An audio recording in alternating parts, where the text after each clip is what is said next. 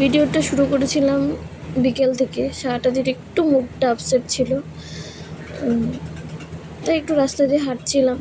তারপর সন্ধেবেলা চা খাবো, দুধ আনতে গেছিলাম। এসে দেখি আমার ছেলে দুষ্টামি, মোবাইল দেখছে, দুষ্টামি করছে। তারপর চা করে নিয়ে আসলাম।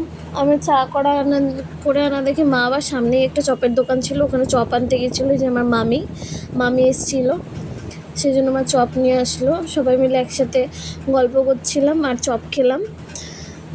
বাড়িতে কেউ আসলে বেশ একটু ভালোই লাগে। তারপর মামির আবার কিছু একটু কেনাকাটাও ছিল। আমাকে নিয়ে গেছিলো আমার পাশের বম্মার ঘর। বম্মা কিছু জিনিসপত্র বিক্রি করে, কুর্তি টুর্তি বলতে পারো, ওইগুলোই সব। মামির কিছু কেনাকাটা ছিল দেখে ওখানে গেছিলাম। তারপর কিনে নিয়ে চলে এসেছি।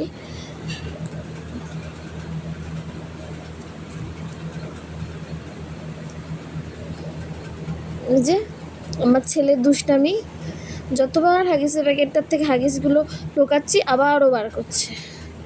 দিন দিন এত যে দুষ্টু হচ্ছে, ওকে একা রাখা সামাল দেওয়া খুব কষ্ট এখন।